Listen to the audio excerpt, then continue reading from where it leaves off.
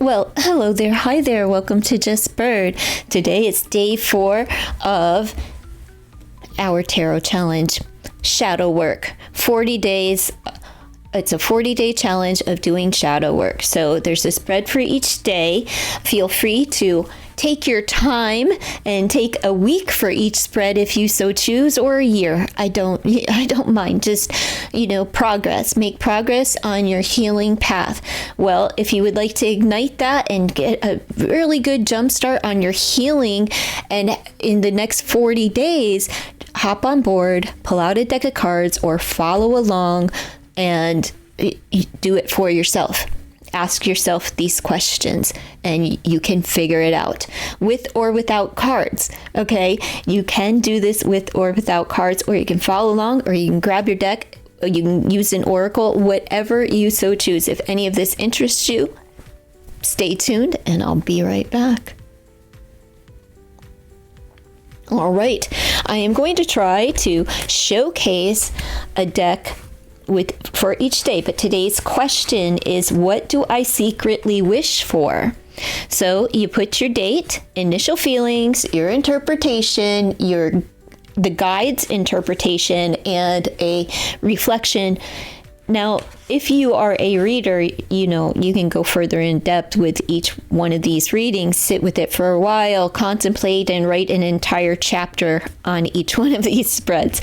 So you do what is comfortable for you, okay? But today's question is, what do I secretly wish for?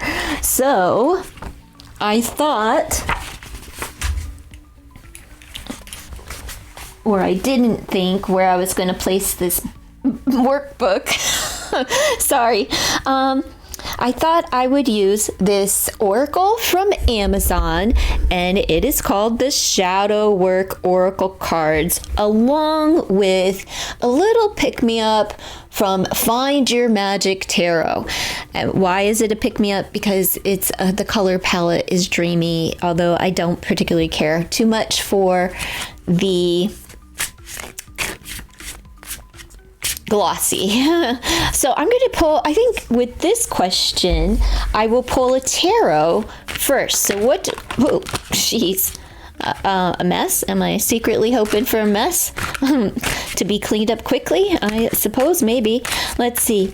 What do I secretly wish for? And I'm going to pull one card from Find Your Magic, and then we'll get to the Shadow Work Oracle. Questions. We have the Page of Swords. To start talking, to start speaking, to begin something, to say something. I know exactly what this is speaking to me. And the Page of Swords. So the Page of Swords is, to me, all of the pages represent the Fool's energy. So this is about taking a risk and saying something. For me, it's about speaking up. It's not so much about a new vision as much as it is about a new speech. Swords representing mental, a new thought system, something mental mindset at the beginning of. It also represents the youth, a youthful spirit, maybe the youthful communication. This is also investigating. Maybe I would like to be an investigator. I don't know if I would secretly like that. There are many things. So let me pull from the book. That's my interpretation. So where's the book? Okay. Here's the book. And it is the Page of Swords. So I hope I can find it quickly. Are all the pages together? No.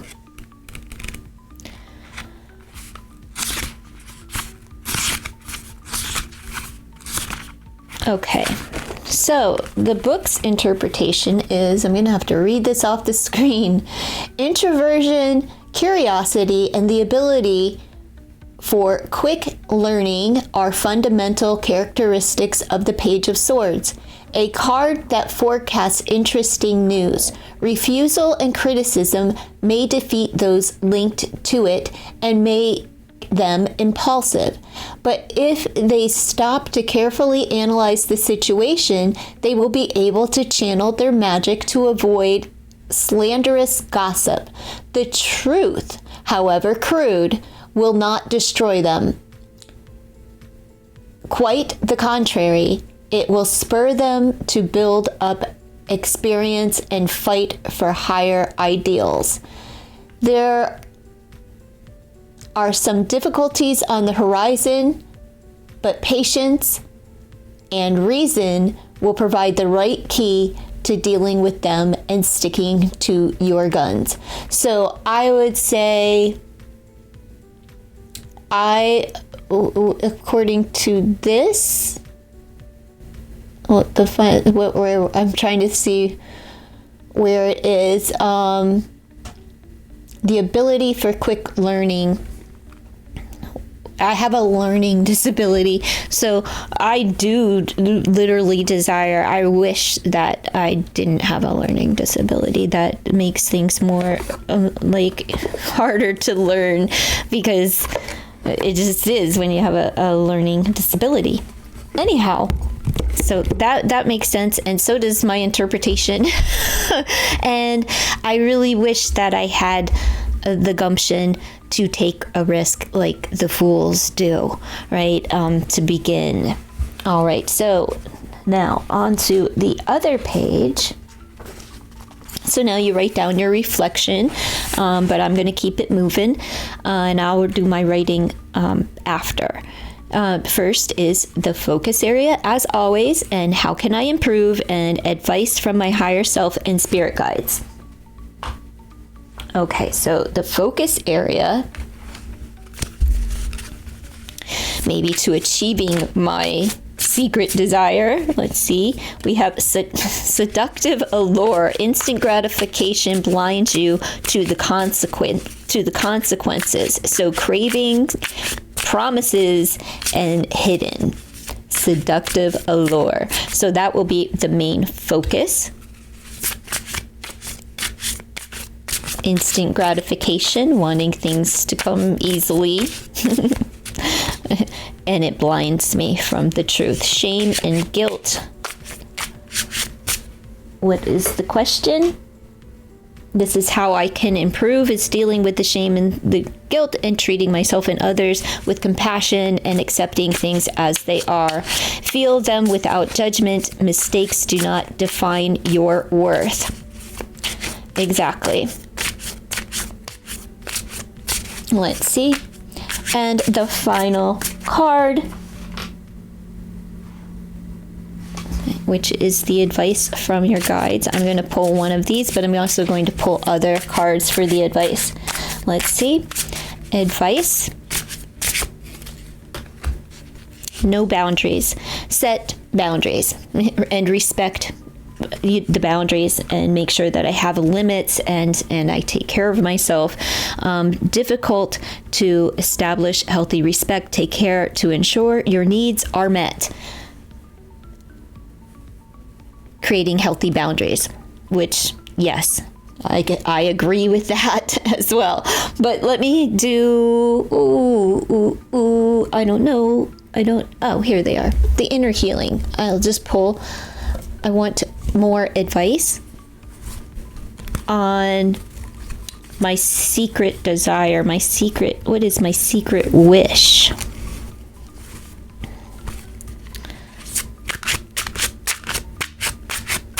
How can I achieve the secret wish?